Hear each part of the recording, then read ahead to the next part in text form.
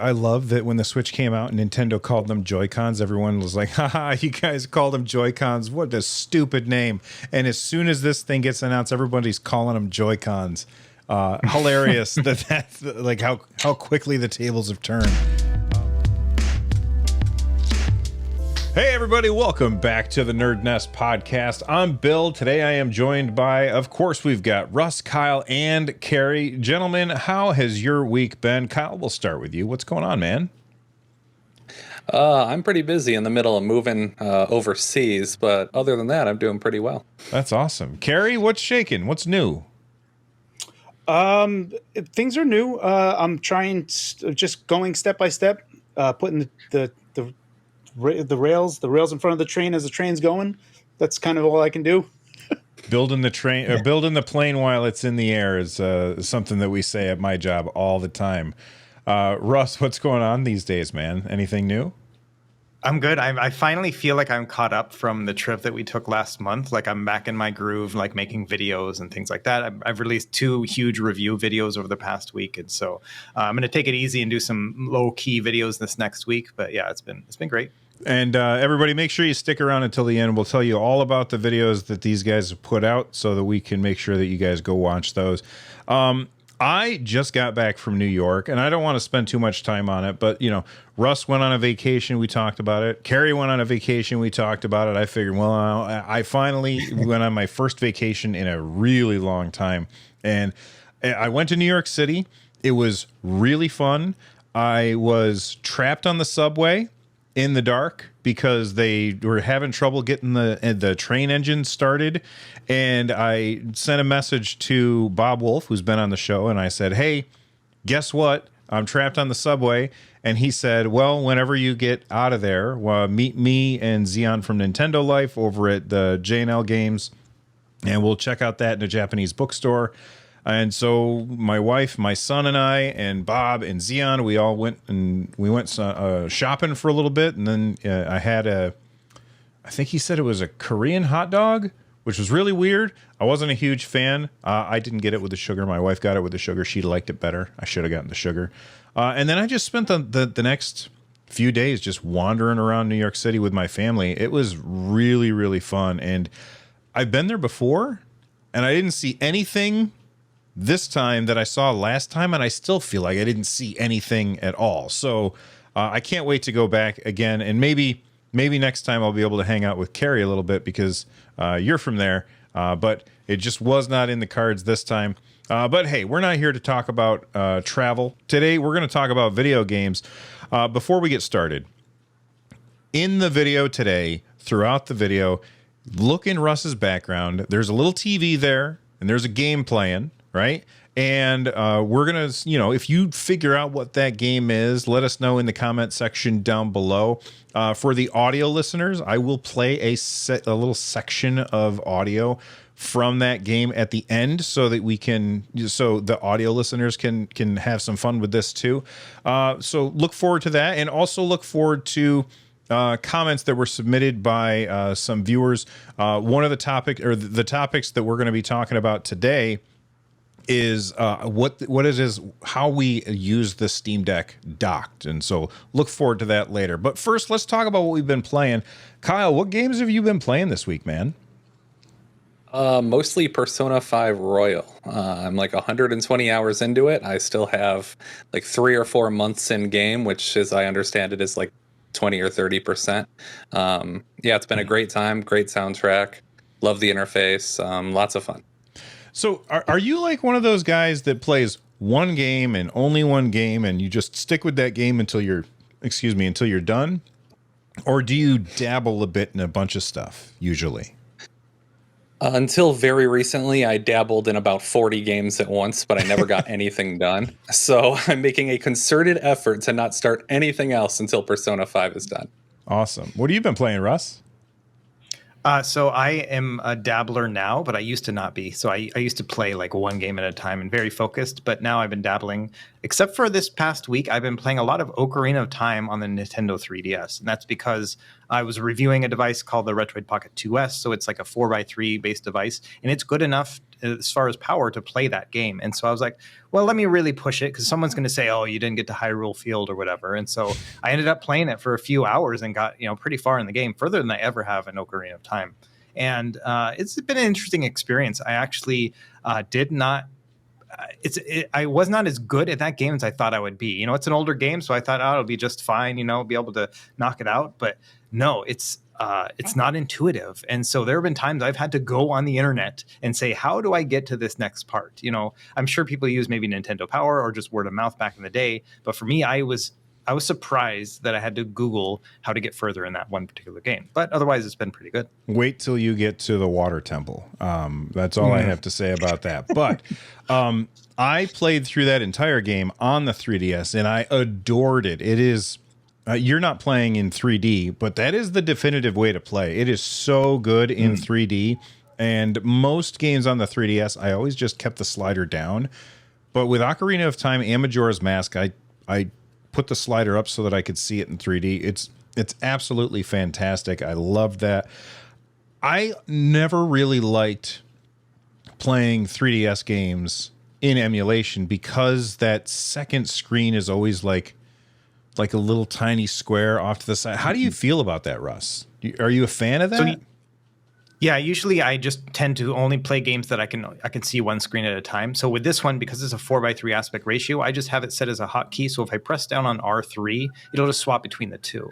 And it's a touch screen, so I can just tap on it when I need to. So in Ocarina of Time, it's really just when I need to change out my weapon or if I want to save the game is really only the times I need to tap on it and look at that other screen. So it's been fine. But yeah, I would definitely not want to play like a dual screen kind of game at all. Do you guys think that we'll ever see an emulation device, like a clamshell emulation device that has two screens to better emulate that kind of stuff? What do you think about that, Carrie? So there was a company that made concept devices that were all vaporware. They're called PGS Labs. They were actually, this is the time when the GPD Win 1 came out. So this is 7 years ago at this point, 6 years ago at this point. So they made some concept renders using Intel Atom as their thing. As far as I know, there actually is one version of this that was actually physically made. Someone actually sent me pictures of it. I never reported on it because it was just bogus. So it does exist in some capacity, but yeah, there was a dual screen Windows PC that was going to be a handheld, at least figuratively speaking. I have heard people mention it a few times, wanting that, like when in a clamshell device, they always want to have a bottom screen. And I don't know. I don't really care so much. 3DSs are cheap. They're easy to hack. So I would probably just go that route. It's kind of the same problem that we had in like the 2010s, is that the PSP was the best handheld to get forever. It was like the only retro handheld that you would actually get, because anything that was out, like the Wiz, the GP32X, the Dingu, they were all kind of crap. Especially they were expensive, and they basically went up to Super Nintendo emulation, and the PSP was just leagues better and played PSP games. So they were very, very, very niche. I've heard many people mention it.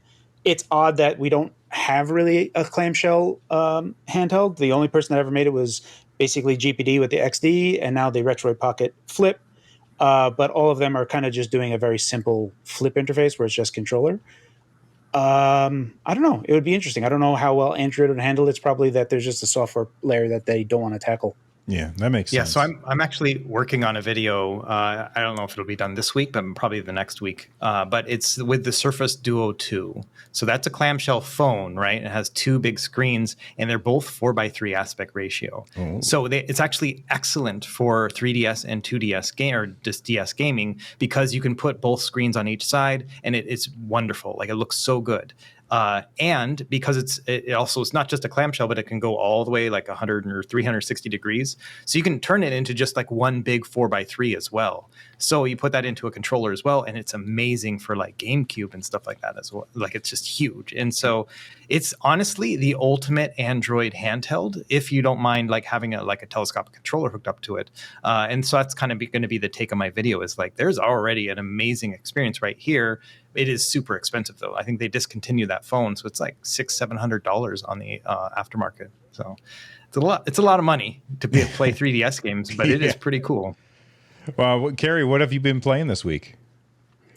Truth be told, I haven't really been playing much. The only thing that I've been dabbling in is Hearthstone, and that's just because their new expansion came out. So whenever that happens, I always just kind of mess around in there for a little bit, and it kind of sinks its teeth into me, just my attention wise.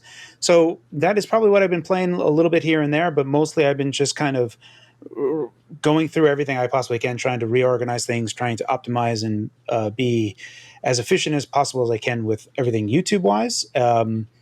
That's where most of my attention has been. But also to answer your question before, a dabbler or a mainliner, I'm definitely a dabbler now, a big time. Also because of Game Pass, but in the long ago, I was a mainliner. We talked about talking about Ocarina of Time. I bought that back in like 97 or 96 or whatever and played through that nonstop. But that was a different time, right? Like that was a time when like you only bought one game. So that's basically just, I think, how things were. Yeah. Especially for the N64 because they were so expensive. Yep. Yeah. And very, very little releases. When it launched, it was Pilot Wings and Super Mario 64, and that was your choices. Yeah. So I'm honestly a little surprised you hadn't played. Did you try out Quake 2 Remastered this week? So I downloaded Quake 2. I haven't played it at all. I wanted to go into it. Truth be told, I was never a big Quake 2 fan. I felt like it was a departure from Quake 1 that I wasn't feeling. Quake 1 was such an erratic game that was just like filled with chaos. And I'm talking more about like the deathmatch type of stuff, but like multiplayer. But even the single player, once you really got into it, it was frantic. You were just like really it was speed incarnate. So when I played Quake 2 and the initial starting gun has this like, pew, like you're shooting flares. Yeah. I was just like, what is this? It was like an immediate turnoff to me. And like literally within like a minute or so, I was just like, I don't want to play this. So I didn't even give it the time of the day, to be quite honest. I do want to play it, but I've never played Quake 2 earnestly. That gun, I was playing it earlier today. That gun is terrible. It is a horrible experience. And as soon as you get the shotgun or a rifle or whatever the other guns and stuff that I've gotten so far, immediately it steps it up and makes it more fun. So I would give it a shot. The game is very, very fast, and except for that gun. That gun is slow, but like the movement is fast, like all shooters of that day were. But it's refreshing. I don't know if it belongs on a controller, though, because I feel like, because I'm playing it on my Xbox, because I don't like mouse and keyboard, and I feel like I'm having trouble hitting stuff just because of how fast my character moves. Not how fast the game itself is, but my character feels like they are zipping along at 1,000 miles per hour because of it's that time in gaming history when all the shooters felt really, really fast. So I don't know if I'll go back to it on my Xbox. And I'm not a mouse and keyboard guy, so I probably won't play it anymore. But it's really cool. And I do think that you would probably enjoy it if you get past that initial terrible gun. Excuse me. The other game that I've been playing is Baldur's Gate 3, some more of it. And I don't want to talk about the single player stuff at all. Right before I went on vacation, I got together with some friends and we did multiplayer for Baldur's Gate 3. And it was amazing. Now, if you're worried about spoilers, don't worry about spoilers at all. I just want to talk about like this one experience. There's an area where there's some bad guys, right? And through an action that I took, a hole in the ground opens up during this fight. And then one of my friends, like they fall down in the hole and they're like, oh, guys, I'm in combat. And in Baldur's Gate 3, combat is turn-based. He's in turn-based combat, and the rest of us are up above, not in combat, just kind of wandering around and stuff. So we're like, okay, don't do anything. Just sit there and wait for a second while we plan this out. So we figure, okay, we'll do this and we'll do that. And then we hop down in the hole.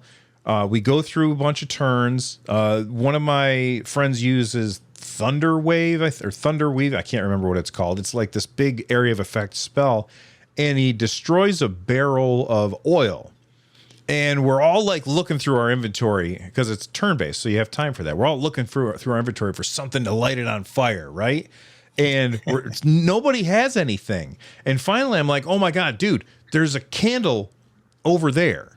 Grab that candle, like walk 4 feet, grab the candle, turn around and throw it, and it'll light all the dudes on fire because all the bad guys are standing in this puddle of oil. And so he grabs it and he throws it, and it lands vertically. It doesn't set anything on fire. It was hilarious. We all ended up getting killed, and then we went back and did it again because the save point was as soon as he had fallen in there, so we had to do it again. But it is an amazing experience, and I was worried that the multiplayer experience would not be as good as the single player experience because, you know, you got a bunch of clowns running around doing stuff while you're trying to focus on the story or whatever. I was wrong. It's amazing. This might be better than Tears of the Kingdom. It's so good. I cannot wait to talk more about this game once you guys have had a chance with it. It's ridiculously good. Now, before the show, Russ, you were talking about you decided to buy it, but you haven't picked it up yet. What made you change your mind? Because last week you were a little lukewarm and you're like, I don't even know what that is. Yeah, you know, it's exactly right. Like, I don't even know what a Baldur's Gate is, but now I know it's a city or whatever. But the thing is, like, I watched the IGN video review, and I haven't watched one of those in a long time, just because quality hasn't been that great lately. This was a really good review, and it actually sold me on the game. The guy himself like did 120 hours in the game before making the review, so he knew what he was getting into, what he was talking about. I was just really well informed, and it reminded me a lot of older IGN videos from like 10 years ago that used to be like really cream of the crop. And so I don't know, that kind of convinced me. I'm like, okay, I am going to buy this game now. And so that's pretty cool. Like, usually when I watch something like that, other people don't like convince me of something. Usually I will convince myself, you know, but at that point, someone else convinced me. But I do still have some hesitation about it. One of the things, and I guess the question is for you, Bill, is like, when I was looking at the footage, it looked like there was a lot of clicking involved. Like, it's just a lot of mouse movements and clicking and stuff. Like, but then I also hear that people say that you can play on the Steam Deck. So what would you recommend playing on? Is it a PC game, like play it on a computer, or is it something you could play on a handheld? Well, so you're not wrong. You do a lot of mouse clicking if you're playing at a desktop. It has a complete controller interface if you want to use that. In early access, the controller interface was super jank, but it's not anymore. It's really good. I like it a lot. And I've been going back and forth. Like, if I'm over at the couch sitting down, I'm usually playing on the TV. I don't like to play it on my Steam Deck too much just because, I don't know, I feel like I can't see all the detail that they've put into this game because the screen is so small, although it runs it just fine. But like, if I'm sitting over on the couch, I'm using an Xbox controller and I can do everything that everybody else is doing. If I'm sitting here at the table, I use a mouse, and what I usually find myself is I'm kind of leaned back in this chair here, and I really only like sit up to use WASD to move the camera around. But most of the time I'm just sitting there with just one hand on the mouse, just kind of clicking on stuff. So it's not like in an old school Diablo game where it's like click, click, click, click, click, click, click. It's just like you click where you want to go. The character walks over there. You might interact with a couple of objects. It is a better experience in mouse and keyboard because it's easier to do some of the things that you want to do, but you can do everything on a controller that you can on a keyboard and mouse. And you will be successful either way. Which way are you leaning? You prefer to play it with a controller? I really just, in general, I like to play with a controller, but I want to play this game like how it was meant to be played. And to me, it sounds like it's probably going to be more of a mouse and keyboard kind of experience. And that's kind of a bummer just in the sense that I don't have a lot of time at my desk to play computer games. And so I tend to prefer handheld games just because I can play them more often. But yeah, I like the idea that it sounds like you can just kind of cross save and then just adapt as you go. And so that might be something I end up doing. I will say, I played it some on GeForce Now, and my saves, like, they take forever to upload my saves using Steam Cloud Save or whatever, to upload my saves from GeForce Now. And then when I go to play it on my computer, like it just takes all friggin' day. And honestly, you don't need GeForce Now for it. It plays great on there, 4K, 120 frames per second or whatever. It's great, whatever. My 2060 looks fine. Like I'm playing it at 1440, 60 frames per second. Not on ultra, but it looks great, especially if you're sitting across the room on a couch. But I have been having issues with cross saves. That's been kind of irritating to me. And some people have said it's because Larian has their own cross save stuff and Steam Cloud has their own cross save stuff. And it's kind of like, I don't know, somebody's crossing the streams or whatever. But whatever's happening, it is a frustrating experience. So I'm going to stop playing it on GeForce Now and just play it on my computer. But it's just such a good game, and it deserves all the attention that it's getting. Although I will have one complaint, and that's that like when I'm looking for new stuff to talk about on the show, it's like every website I go to, 800 articles about Baldur's Gate 3. Just loop that stuff off in a box someplace so I can stop seeing it, for crying out loud. Oh my God. Carrie, Kyle, have you guys played Baldur's Gate 3 yet? Or are you still thinking about, well, no, Kyle, I know you're doing Persona 5. Carrie? Yeah, so I played BGS 3 in early access a while ago. Played it on handheld first. This is when the Win 3 was still out. So I have a video of me playing Baldur's Gate 3 on the Win 3. And it was unfortunate because all of the text was like microscopic and impossible to see. And I know that they've made font size changes. So I haven't played it since then. But I'm at the moment where I am not going to get it just because I know I'm going to be deep into Starfield. So I am just waiting for Starfield at this point. And then I'll go through Starfield, then I'll pick up BGS 3 later on. And Starfield's September 7th? September 1st for people that buy the premium version. But yeah, September 6th for regular. Okay. All right. Well, let's move on to the news. And we've got a bunch of stuff. And I'm going to have Russ, why don't you pick one of these stories here for us to talk about? Yeah, I want to talk about the Lenovo handheld, the Legion Go. Like that thing, we've only seen some images so far, but it is interesting. I know Carrie made a video on it. I'm really excited about the inputs options that we have. That scroll wheel on the back of the like joystick thing they have, or the Joy-Con thing. I'm interested to see how that's going to work out, especially when it comes to like games where you can scroll between weapons, like you're playing a first-person shooter game. That's going to be super handy. Yeah, I have the Alpaca controller, and I don't have it nearby. It's probably off in my cabinet over there. That has a scroll wheel, which is really cool for weapon selection, or I thought it would be really cool for weapon selection, but I tend to go past the weapon that I want. So like I want to switch to the shotgun or whatever, and I go past it, and I find that like the games where you just hold a button and it brings up a weapon wheel, I feel like that's a better interface for selecting your weapons. But then again, I'm also not a mouse and keyboard guy when it comes to playing first person shooters. So maybe that's just me. For me, like looking at this thing, I have so many questions about the inputs. Like the reason I got so excited about the Steam Deck because of Steam Input. It lets you do whatever the hell you wanted with whatever game you wanted to play. Like you could do it whatever you wanted. And this has so much more than the Steam Deck. Like there's a scroll wheel, there's paddles for your fingers, but then they have like these weird buttons on the side, like the M1 and M2 buttons that are on the outside. Yeah. Kyle, when I look at that, does it make you think like I'm going to hit these things by accident all the time? Yes, literally constantly. That was my first thought when I saw the renders. I was just like, as a guy with big hands, I'm going to be holding these buttons at all times, so I'm probably going to have to unbind them. So I definitely think this thing is going to live or die by the software that it provides.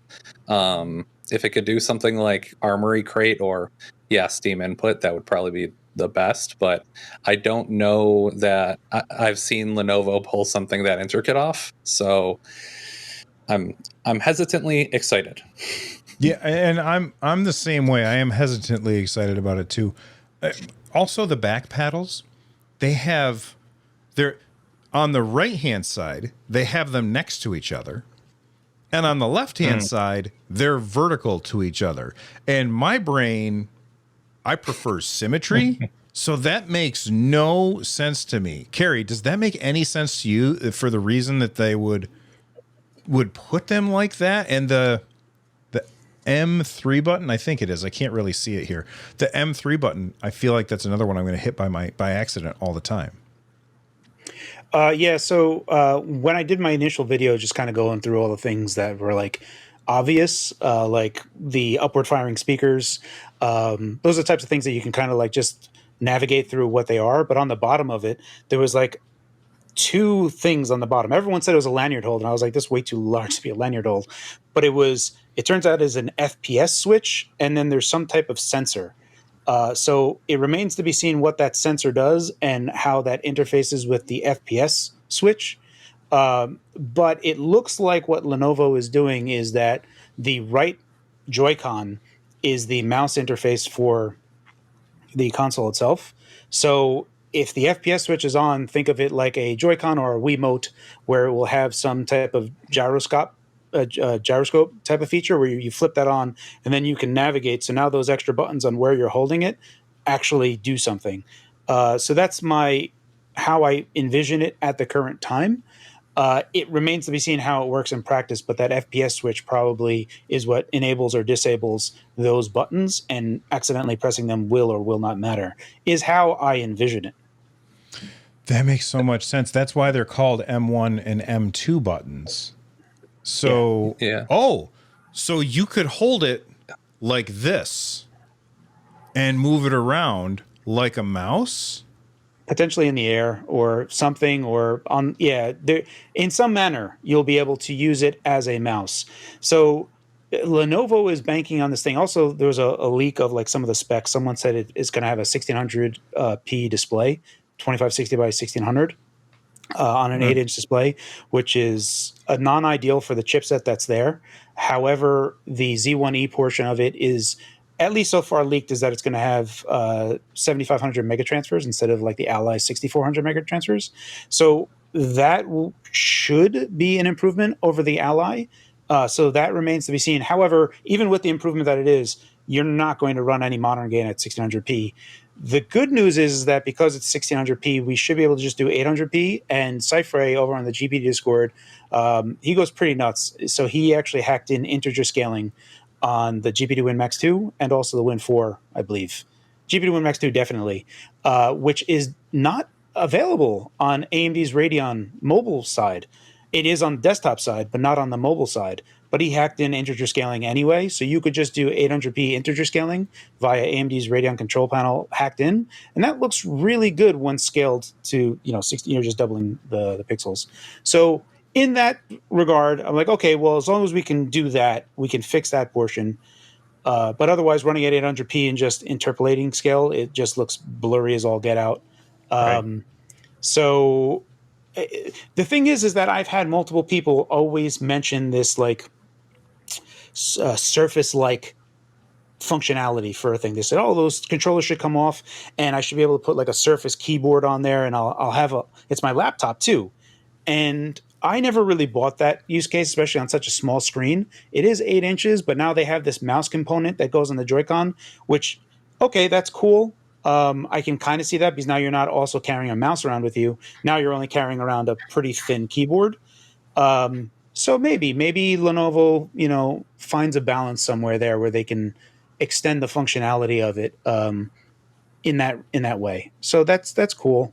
But maybe the kickstand comes off and it's got keyboard buttons hidden underneath. The kickstand looks great, like the OLED Switch instead of like the original Switch, which is fantastic. did you guys?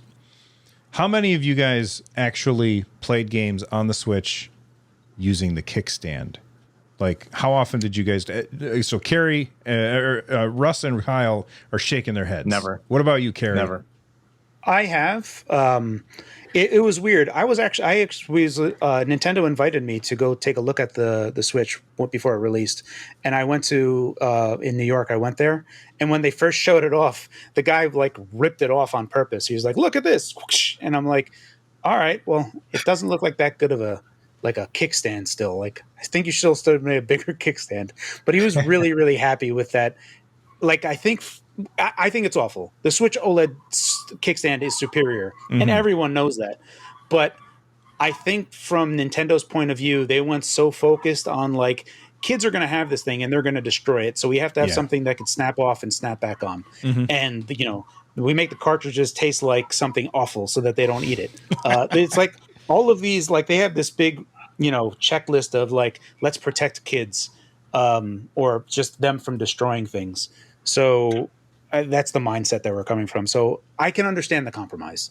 I still think the Switch OLED kickstand is way better.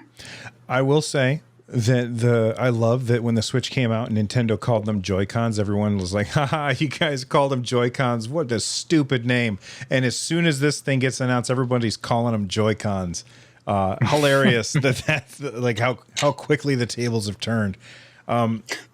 Any other thoughts on the Lenovo, what was it, Legion Go? Legion Go. Yeah. So my thought on it is that we have previously talked in other episodes about how handheld PC makers need to do something different to stand out, basically. And this is very much standing out. Like, I don't even know what all these input things do. They got a lot of big ideas. And so I do like this idea because even if they fail at some of these things, we're all gonna learn from it, and it may mean that further on down the line, handheld PCs will be even better, even if this one is a big failure. So I'm happy to see it.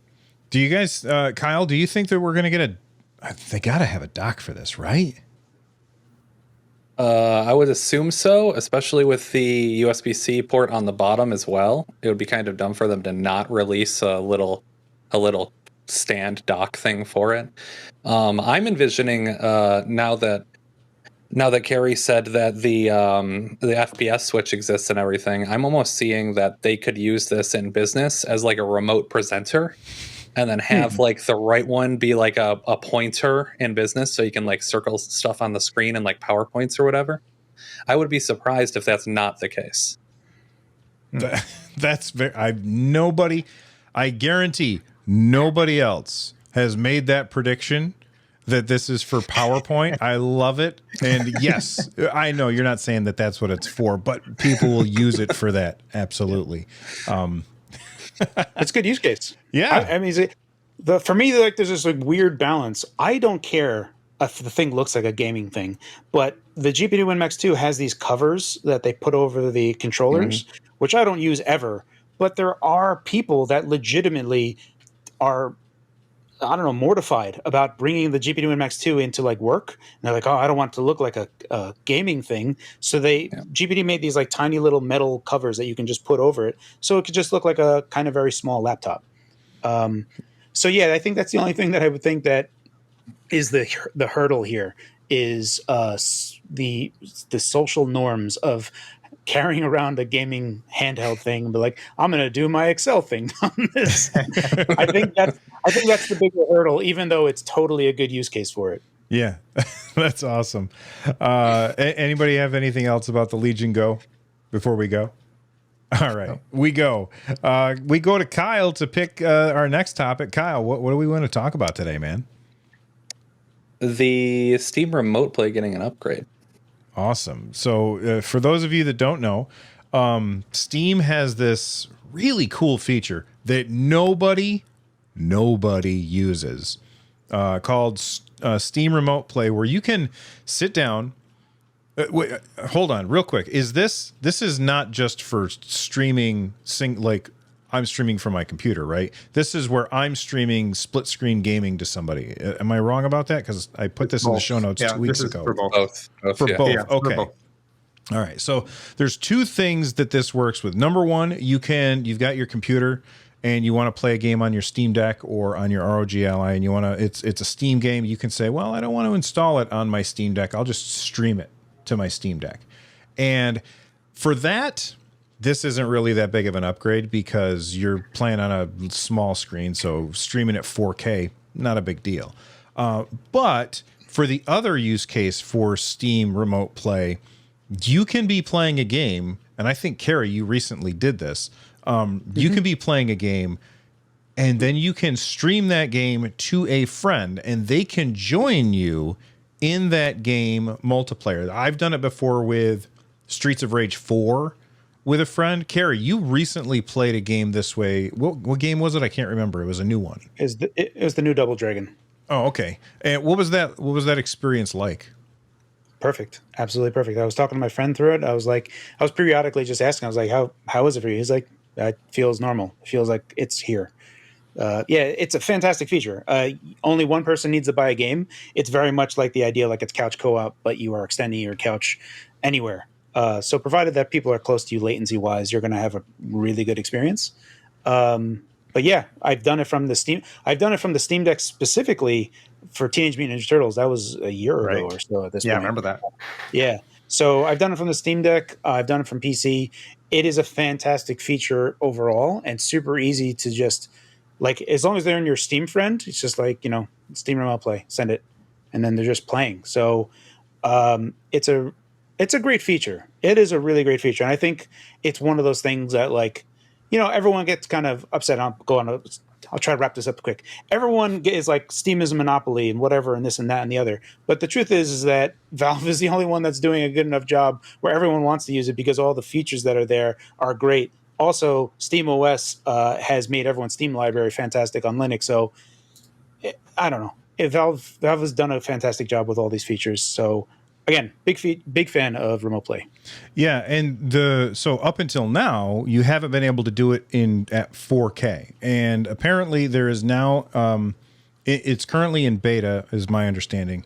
There's now a 4K high quality streaming preset. So when you're playing Steam Remote Play, you get to select how much bandwidth essentially that it's going to be taking up. I've done it on my Steam Deck, and when I did it on my Steam Deck, I purposely selected, let's go for like the lowest quality because I figured my Steam Deck going to be working really hard to do this, and it was wireless. And so we were testing it that way, and it worked fine, and we never like scaled it up. But now it goes all the way up to 4K. When you were playing, what was the game again? The new Double Dragon. Were you on your Steam Deck or were you on a regular PC? This is my GP2MX2 with my 4090. Oh, so like a regular PC, like, a beefy hardware. Yeah. And like, so when they were playing this game, you said that they weren't seeing any artifacting or whatever, but do you know what resolution you were playing at the time? I don't know what resolution I was sending to them at the time. No. Okay. Russ, have you ever used this feature? I do. So I'll do it throughout the house sometimes, so I will so my son will be on his computer or whatever. We can kind of go back and forth. And then I always test out, streaming and stuff like that and using Steam Link. But never at 4K, it does actually make me interested in saying, okay, maybe I will get a small PC to hook up to my TV in the living room and then be able to play 4K gaming on that. But I don't know. I think this is just a little bit beyond my means in terms of what I want to spend my money on to get a rig that's going to be capable of doing 4K and streaming it across the house. I think that's a little much for me. Yeah, I don't have a computer that can really handle 4K and on any game. Like I said before, I've got a 2060, and I really don't have any real motivation to upgrade right now. But if I did have a better hardware that could stream that could play 4K, I would absolutely be hooking up.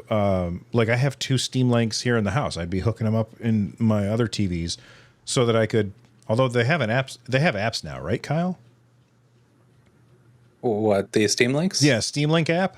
Like, yeah. Like on all the TVs have I think it's even on Apple TV for crying out loud. So I wouldn't even have to hook those things up anymore. Kyle, are you interested in using this feature at all, or is this something that you're not interested because you're like, couch co-op should be on the couch? I haven't used Together. I'm not an elitist. I just haven't used it yet. But I have used Remote Play quite a bit. I had a very powerful computer in my office, and then I would play on the TV in the living room. But I had to buy an NVIDIA Shield just to use the game stream because Steam Link and Steam itself wouldn't support 4K at all. So I think that this would have been great because I could have just hooked up my Steam Deck on the TV in the living room and then streamed from my other computer. Since the Steam Deck's doing very little work, it would have saved me quite a bit of money. It's a really important thing because when the Steam Deck first came out, I tried using Steam's Remote Play feature, and it didn't work as well as something like, I think it's called Moonlight. Moonlight, yep. Yeah, I used Moonlight as which leverages like your NVIDIA chipset. So I have, like I said, a 2060, which has a specific chip for encoding video, and so if my understanding was that it encodes the video and then sends it using NVIDIA's stuff over Moonlight to whatever device that you're playing on. But then NVIDIA is basically said, hey, we're shutting that stuff down and we're not doing that anymore. And so I haven't used it since. I'm guessing that Moonlight's going to stop working. So it's great that Valve is fixing this. Kyle, you got something to say? There is something that you can use to replace. NVIDIA is killing the server half of it in GeForce Experience. But there's a new app called Sunshine, which pairs with Moonlight. And then it'll do the same thing if you want to use that rather than Steam. But the Steam thing is simpler for just about everybody. So I would love to see it actually be usable for everybody. Yeah, I use Sunshine all the time because it'll work on like AMD chips, and it is kind of a pain. You have to like log into your IP address into the server, make an account, like a little username and password, then get in there and set all your settings up. So it is a lot more work than the plug and play experience with NVIDIA. But it's nice that it'll continue to work, later on down the line without having to use Steam Link. Yeah, but now that we have Steam Link at a higher quality, maybe nobody's going to need to do that anymore, and it'll just be, stream from your computer at 4K and on your Legion Go Max Pro, whatever the heck that thing's called again. I think that's going to be awesome. Let's see, Carrie, you got a story you want us to talk about today, man? Sure. Let's go with Say Goodbye to Xbox 360. Oh boy, tell us about this, man. So the good news here is that the backwards compatibility side of things is still going to be available on the Series store. So you will still be able to get every Xbox 360 backwards compatible game via the Series store after the Xbox 360 store closes down. This is exclusively for on your Xbox 360 original hardware. Going on the Xbox 360 store, all of the digital content that you could potentially buy from there will be going away. However, everything that you have purchased before will still be downloadable to your 360. So this is kind of an end of an era. We're kind of like, just kind of pour one out for that console because that was a fantastic console. I really felt like everyone that got it there, that team on Xbox were banging on all cylinders. And they did a fantastic job of just making everything as best as they possibly could. And I really loved my 360. So, it's pretty bittersweet to see it go for the old stuff insofar. But obviously, if you have the discs, those will still work. But yeah, it's good to know that the series side of things are still up and available. But yeah, pour one out for the OG. Yeah, when Sony tried doing this with PS3, there was a bit of a backlash, and they ended up saying, all right, fine, we'll leave it going. And then they ended up shutting down PSP stuff instead, even knowing that was going to tick people off. And I would say that it makes a lot more sense to be mad at Sony about that because they're not as good at backwards compatibility stuff as Microsoft has been. Like, correct me if I'm wrong, and I've been wrong a lot. But the Xbox Series can play Xbox One, Xbox 360 and Xbox games with very few exceptions? It's only a permitted list of games that they have that you can play. Oh, okay. So I was wrong. But the only reason that they have that really is for licensing reasons and working with publishers to allow that list. But even for like the Xbox 360, they had backwards compatibility to the original Xbox. Right. So the cool thing about that is on hacked Xbox 360s, you can remove that limitation and pretty much emulate every Xbox game. There will be some that don't work as well, but you can see by basically hacking a 360 that removing the limitation, Microsoft's implementation for both are fantastic. Even like when you take a look at the Xbox One with AMD Jaguar cores emulating Xbox 360 is outrageous how it does it. Like even that it's possible, it is outrageous when you think of how weak those CPUs are. So there's some really special sauce going there. But yeah, Microsoft does very good with legacy stuff. Kyle, we've talked about this a bunch of stuff. How do you feel about this with like the disappearance of games and game preservation? I know that you feel very I know that I feel very strongly about this. I think that you also feel very strongly about this. Like, how do you feel about them shutting the 360 version store down if we still have access to it on the series? I mean, I would say fortunately, almost all games from that era have a physical copy with no necessary downloads. Of course, like patches will be lost, which will suck, but it won't be as bad as something like I don't know, the Wii Shop shutting down, where there was no other alternative or something, or the PS3 shutting down, where there was a lot of digital only content because they were pushing that very hard. I think the Xbox Live Arcade will probably be the biggest loss from that era. Yeah. Russ, what device would you say that people should pick up if they want to emulate these games for Xbox 360? So it's hard because compatibility is not great with Xbox 360 emulation on PC. So Xenia is the usual like bread and butter that people will use, and compatibility is getting better. Like I remember when I first started using it, maybe 6 months ago, I did a whole video about like dumping your disc and then playing it on a PC and how that all works and how Xbox Live Arcade works. It's actually very easy. All you have to do is just put a flash drive in your Xbox 360 and then load the game onto that, and then pull that off and then put that in your computer and then pull the file and then you can play it on the emulator. So it's very easy when it comes to actually like offloading your own physical content. But back then, like I remember I bought Dead Rising because I wanted to try that game out, and it didn't work. Like it would just crash. But now it works. And so even in the past 6 months, I've seen a lot of improvements with the Xenia emulator. I spent a lot of money in the Xbox 360 era. This was like my only gaming console for most of my modern gaming. I had a Wii, but everyone did. But all my games were on that mostly. And I put a lot of money into Xbox Live Arcade and then physical discs, which I still have. So I'm a little bit sad about the fact of not being able to go and buy it. But if you've gone on an Xbox 360 lately and then tried to go into their store and buy something, it's like going into a time machine. Like it is a totally different experience now.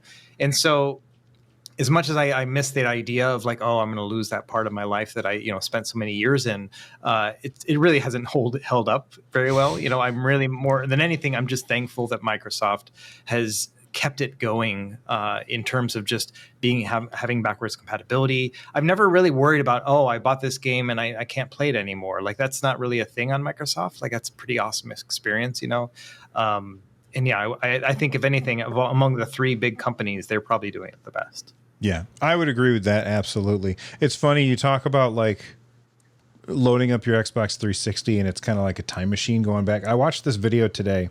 It was somebody that, Carrie, you had recommended to me, LGM or LGT or something. LGR. LGR. Yeah. And he had bought this device, and this is totally unrelated to video games or whatever, but he bought this device that was like, it was a computer that had a pizza button, and you could just push the pizza button and it would order a pizza from Jimbo. I can't think of the pizza Jimmy place. John's. Jimmy John's. Thank you.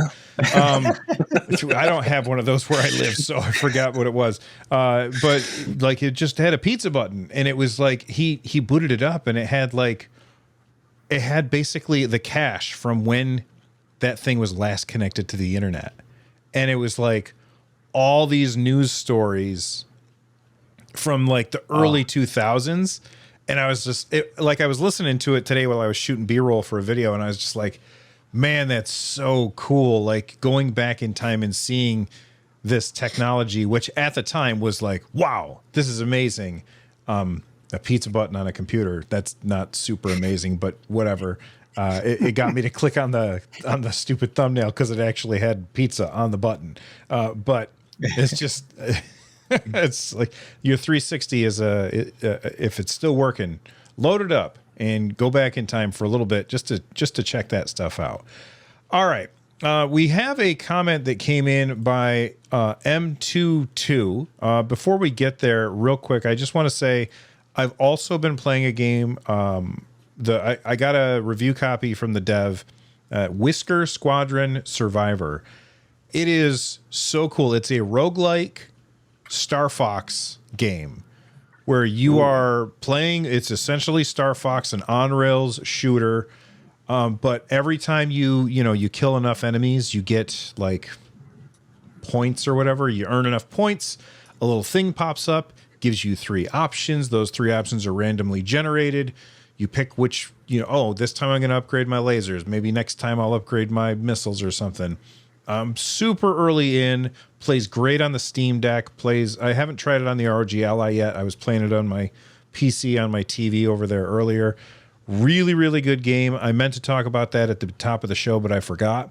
And then another game that I just want to bring everybody's attention to, which I haven't played yet because I'm, eyeballs deep in Baldur's Gate 3, is Hammerwatch 2. For those of you that don't know what it is, it's a dungeon crawler very similar to Gauntlet. So if you're a fan of Gauntlet, you're going to like this. Very Diablo-like as well. Almost like a twin-stick shooter version of that. And Hammerwatch 2 just came out yesterday. I didn't even know that they were making one. And I saw this when I was searching for stories today, and I was like, okay, I got to make sure that I mention this because I love the first one so much. It's on my wish list. Look forward to a future episode where we talk about that. All right. So the comment that came in from M22, they said this. They left a really long message. I'm going to summarize their message. But basically, I'll put the whole thing on screen so viewers can see what they said. Basically, do we play games docked on our Steam Deck? And if so, how do we play games on our Steam Deck docked? What docks do we use? What tips and tricks do we have for optimizing a docked experience for the Steam Deck? Because TVs are 4K and the Steam Deck is limited, especially for somebody who's novice to PC settings. So let's break that into parts. First, what is your favorite Steam Deck or just in general dock these days? Kyle? The one that I tend to go to is my JSOX M.2 dock, just because it has a terabyte of extra storage in it. But I usually record on it. It's an iVoler dock. It's just one that I got for review, and that's what I actually use for all my videos. Nice. So I have the M.2 dock as well. I never transfer games to the M.2. Do you do that very often, Kyle? Usually I'll just install them straight there. If it's something that I know I'll want to share with somebody else, like on the couch, because my wife watches me play games, then I'll just install it straight there so it doesn't actually take up the internal storage. That's fair. Russ, what's your dock of choice?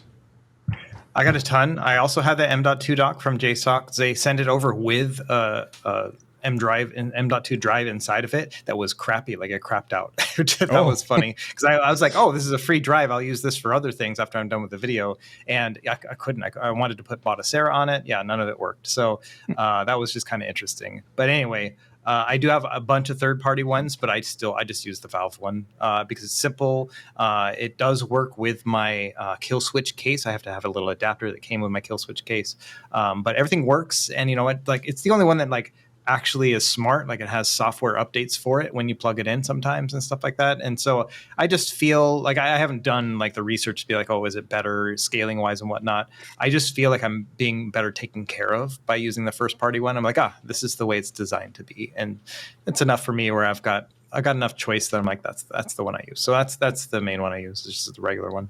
What about you, Carrie? Yeah, same as Russ. I use the official Valve Steam Dock.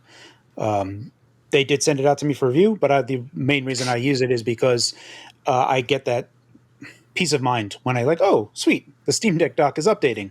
Update that firmware. I'm sure it did something good. That's going to make something better.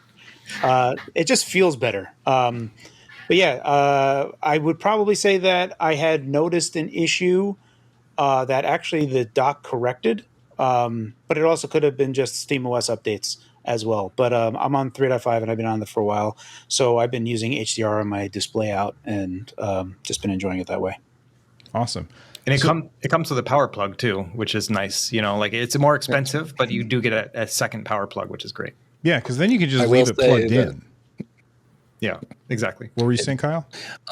I will say the main reason I don't use my official dock is because my my Ethernet port is broken. It just drops every frame. So I just kind of threw it in the closet and I was like, I'll deal with this some other day. So I have tons of Steam Deck docks around the house, and I used to use the iVoler one the most, but I don't really dock my Steam Deck anymore. I used to have my PC over here, like underneath the table right here. But about, I don't know, a month and a half ago, I moved my computer over because I have my Mac that I do all my work on, and I moved my computer over underneath my TV. And since then, I don't need a Steam Deck dock because my dock is now I'll just play on my computer, which is more powerful than a Steam Deck anyway. So why bother hooking up a dock for me? I'm interested in hearing what you guys like to use. Now, the second part of their question: what are some tips and tricks that we have for optimizing the docked experience if you're a novice with PC settings? So, what resolution do you guys tend to play at, Carrie? So in games, I always still go at very low resolution. So I'll do like 540p and just upscale to whatever my TV's resolution is. So I'm never ever running games at any native resolution. I'm just leveraging FSR2 to upscale, and that's basically all I do. At that point, you're not really worried about battery life or anything, so you're just gunning it the entire way. Generally speaking, you're always going to be kind of dibbling in the settings to try to maximize frame rate in any given way, but you're going to be beholden to minimal resolution. You're not going to be able to push max res on a variety of games, especially modern games. But older games, you'll have less of an issue where you can actually just render at that resolution. But yeah. Yeah, one thing I will recommend is when you go into a game, before you actually launch the game, if you go into the little gear icon and then down to properties, you can force a resolution before you start the game. So because there's been times where I've started a game and it's like it doesn't fit on the screen or something because it's not a problem with the Steam Deck, it's a problem with the way that the developers made the game, so to where I was playing it on my PC and then it remembered that I was playing at 1440p or something, and then it gets messed up on my Steam Deck or whatever. But you can go in there and under general, they've got a game resolution. You can just say exactly what resolution that you want it to set at. And you can do that on a per game basis. So that's one tip that I would say. Kyle, you got any tips for the M22? Usually I tend to play at 1080p, and then if the game can't reach stable 30 or whatever I'm trying to hit, then I'll use FSR, balanced or quality, nothing lower than that. I haven't had a problem where I can't reach those settings yet, but I'm a pretty advanced tinkerer, so I wouldn't expect most people to be able to min-max the settings quite that well. What about? Go ahead. I mean, Oh, sorry. If you just want a set and forget, set it to 720p. It'll scale pretty well to 1080 and perfectly to 4K. That's the best I can say. And what about you, Russ? Yeah, so I'm like the opposite of Kyle. I don't like to tinker on the Steam Deck. I want it to just play. And so I like to treat it like a handheld. It's also a console. So I have it hooked up here. Actually, I just moved it away because I got a new mic, as you guys might see. And so I had to put a little digital audio thing here. And so it took over my space for that. But up until then, I was using the Steam Deck as like my lunch break kind of thing. So I would, I'd work here in the studio and I need a break sometimes. And then I would play a little bit of a game. And so I would just dock my Steam Deck, put it in there, and then play it on my screen here. And I would just do 720p and just have it just kind of play at that point. And I was more than happy with that. I got a 4K screen here. It's 32 inches, so it's a pretty big monitor. So I can kind of go back a little bit, and it looks fine. The other tip I would give, though, is to make sure you have a nice like docked controller experience. So let me grab mine real quick. Oh, I'm very interested. I have the 8-bit Do Ultimate. This is the 2.4 gigahertz one, so the $50 one, but it has a dock. I mean, you can't see it because it's over here. But basically, the dock is sitting there, and then I can put this thing in it, and at all times, it's connected to the Steam Deck dock. So it's just one USB plug, and then within the dock itself, it has a little 2.4 gigahertz dongle, and that's powered by the Steam Deck, but then also like it's connecting and charging the controller at the same time. So one USB is able to both make my connection to the Steam Deck, so I don't have to worry about Bluetooth or connecting or any of that stuff. It's just going to work out of the box. And then also it's going to charge it as well. And so that's all I do is I just throw it in the dock when I'm not using it. When I do want to use it, I just pick it up and start playing. And that's, again, one of the great things about SteamOS as well as the official dock is that it all just kind of works. And so it does feel a little bit like a Nintendo Switch experience, and the fact that I can just kind of dock it, play it there, and then pull it off when I want to play it handheld mode. And so that's what I've been doing up until recently, just because now I don't have a space for it on this desk. Now when I'm at home, like this, the studio is not at my house. When I'm at home, I have the ROG Ally and the XG Mobile, and so I just use that as like my docked version when I'm playing there. So that controller that you were just talking about, I've been eyeballing that controller for a bit. I'm curious. So when I'm playing a game on my Steam Deck and I'm docked, and I want to bring up the quick access menu, I press the Xbox button because I usually just use an Xbox Series controller.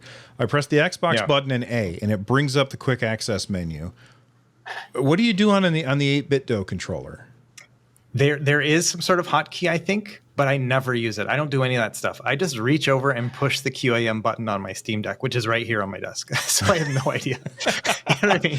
There must be something. I don't think it works correctly with the Xbox button and all that kind of stuff. I don't know. I just push the QAM button. It's lazy. I've Googled it before because I'm like, there must be some sort of key that I can press, this plus whatever, and I just can't find it. And so I just gave up. I'm like, whatever. I can just push it on my Steam Deck. Carrie, do you know what he's supposed to push? Yeah, so there is that circular button, which I have pressed before. It is on the 8-bit Do controller. I don't know if it's the 2.4 gigahertz. I use Bluetooth only. But yeah, I have had it work, or one of the surrounding buttons there. But yeah, I have, funnily enough, that is also the controller that I use in my living room whenever I keep my Steam Deck dock always connected to my living room TV.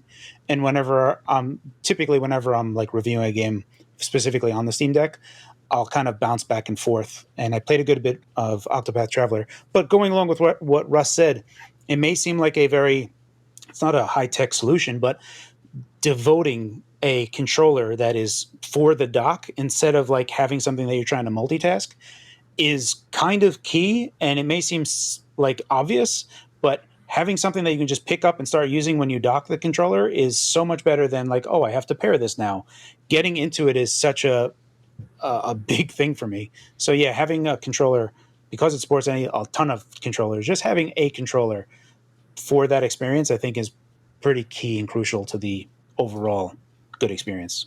And I love how much support that Valve gives to controllers that they don't make. I think that's fantastic that they do that. Speaking of controllers, Russ, you recently, out of compulsion, I think, picked up the Neo Geo controller. Have you messed with it yet? Is it like, what's your thoughts on it? Because I really want that thing. I got the box. Yeah, I really want to try out the joystick because that's something I never had, like a Neo Geo CD or any of that. So I never have tried that controller before, and I'm sure it's not going to be the exact same thing, like for a purist or whatever. But I just kind of want to see what it's like. You know, that little handheld joystick thing just looks really interesting. The crazy thing is that's one of many 8-bit Do controllers I have in a stack that I need to still review. So it's like I have so many. I have I think 6 of these now, different Ultimate controllers, all the various connections. And then I also went and I bought, there's like a 40th anniversary of the Famicom that came out recently. And so I bought that one as well. It's still in its box. And so, yeah, I've got a bunch of controllers I need to work on. He's got an entire room best customer. filled with boxes. Oh yeah, like I was actually talking to my 8-bit Do rep, which is funny because they rarely ever send me anything. I actually just buy them all myself, and then they'll hit me up a week later and be like, "Hey, we want to send you this." I'm like, "I already have it," you know. But I was mentioning to them like my very first 8-bit Do controller, and it was like 10 years ago because she was like bragging about how long the company's been around. I'm like, "Yeah, I know. I've got this controller," you know, and yeah, I've been a long time fan of their stuff. Yeah, I have their Mega Drive controller. And their Super Nintendo, well, it's not really a Super Nintendo controller. It was a Switch controller, but it was shaped like the Super Nintendo, but it had the joysticks, SN30 Pro Plus, I think. Yep. And I've been, like, my main machine has, like, all of my emulation stuff set up.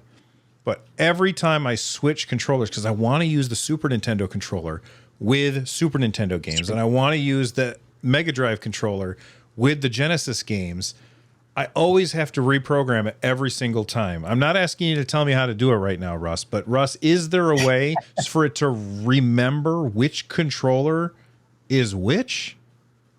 Maybe. It's going to be a lot of work. I mean, it's mostly going to be RetroArch that has to do that. It has to, each controller needs to have its own profile, and RetroArch needs to recognize it. And so I'm not sure if that'll work, but it should potentially work. All right. Well, hopefully you can figure that out when you're trying your Neo Geo controller, because ain't none of your other controllers has a D button. That's for sure. Right. All right. Really quick, I just want to say I don't get paid at all by 8-bit Do, but they make some fantastic stuff. When I first tried the SN30 Pro and also their Sega Saturn D-pad, they are a legit company. They have gone the extra mile. Also, all the other stuff that they sell, which I totally want to buy, you can actually retrofit older original controllers and make them Bluetooth. They are a fantastic company. I've been a big fan of them forever, and I just love their stuff. They go the extra mile. I've seen a lot of people complain about them, and I don't know why, because every controller that I've bought from them, I have those 2 that I mentioned before, and then I have this weird flat one that has 3 D-pads on it. That's like supposed to, like, it's flat, so it goes in your backpack really easily, but you could use it with your Switch. That one works great too. Like, they're all, like, I've never had a problem with 8-bit Do controllers ever. So I think it has to do with. Go ahead. Yeah, I think it has to do with just like the inherent complexity of input. You know what I mean? Like they're trying to do all things for everybody with all the various controls, and they can't get everything perfect, you know, depending on what device you're playing on or whatever. And so I always see that too, where there's people who have complaints about one specific niche use case. And I'm like, okay. And if you get their attention, sometimes they can fix it. You know, they do a lot of software updates later on down the line too. So it's just the fact that they try to do so much that I think they end up disappointing people too, who just, you know, are requesting one specific thing that maybe they can't manage. All right. Well, it's the end of the show, and at the beginning of the show, I told you to watch Russ's screen so we could try and figure out what game it is. Now, before Carrie, myself, and Kyle try and guess, because I don't know what it is either, I'm going to put the music for the game on in the background so that we can hear it. If I could hit... There we go. Now, as I look at this, I feel like I know what it is, not from the view, but from the audio. Carrie? I knew what it was. Well, I want to say I knew what it was, but it looks like those are film strip holes that are going up on the side. And that is only one game. You want me to say it? Or you guys want to go? If you know it, go ahead. Castlevania 3. Yeah. On Castlevania NES. 3. See, I felt like it was a Castlevania game because it sounds very much like the original Castlevania, which I happen to have on my soundboard for no particular reason. I just like it, and like I was trying to figure out how the soundboard worked, so I dropped Castlevania on here. Here's Castlevania. And then here's the one that Russ just sent. I mean, Such they a better song. I love the third song better, but yeah. You do like the third song better? I don't know that I ever played the third one. That's not the one that's more RPG like, is it? That's the second one, Simon's Quest. Simon's Quest, okay. And that was for the NES though, right? Yep. Yeah, all three of those. All three of them. Okay. Well, let me duck down so you guys can see. Like it'll focus on the screen, and you'll see that. Yeah, you can see those film strips. Hold on. Yeah, I can. Oh yeah. Oh, you can very much see it now that he's ducked down. Yeah. There you go. That was like the big hint for me. I was like, that's film strip Castlevania 3. So as soon as it started, I was like, I know what that is. Yeah. And the thing is, I picked that game to show not because of the title screen. I couldn't remember actually what it showed if I played it on a loop. It was because of that song. Like I just like, it's the first song that popped in my head, and I was like, okay, what song is that from? Like I was just the melody that popped in my head, and then I had to kind of figure that out. And then I sent it over to Bill as an anonymous song. But yeah. There you go. Well, if you guys got it right, let us know in the comments down below. And that does it for this episode of the NerdNest podcast. Russ, tell everybody what your next video is that they can check out. So I'll be dropping a video talking about the AYN Odin 2. That's the next Android-based device that they're working on. It's got an incredibly strong chip on it. It has the Snapdragon 8 Gen 2. And they're saying it's going to ship into December. We'll see about that. But anyway, I'll make a video that I'm basically going to talk about all the things that we know about it right now. Awesome. Carrie, what's your next video? So my next video is up in the air, but I think I might be going with, I've already recorded it. This is taking a look at AMD's Zen 4 on their 7840U, and I'm taking a look at how AMD is automatically determining what are their star cores on their APUs, and then along the same lines, their driver on Windows, and there is also a P-State governor that is, if you take a look at like kernel email stuff, they are working on it. There's a P-State governor for Linux where it will deterministically figure out where it needs to go with regard to efficiency cores or performance cores. And this goes along with the lines of AMD's new step into the same thing that Intel did with Alder Lake, where they have P&E cores, but AMD has like a foundational part of it that you can see right now. And I come and I basically demonstrate that in a video. Awesome. Kyle, what's your next video, man? Mine's a little weird for me, but it's a buyer's guide to the Steam Deck in 2023, whether people might want the Steam Deck versus something else, and what all of its strengths and weaknesses are compared to something like the ROG Ally. Awesome. And if you guys haven't checked out the channel before, I am Bill at the NerdNest. Kyle is CryoBite33. Russ is Retro Game Court. And Carrie is at The Fox on YouTube. So make sure that you check out all of their channels. And if it's your first time here, please subscribe. From the NerdNest, I'm Bill. Stay rad, everybody. Bye-bye.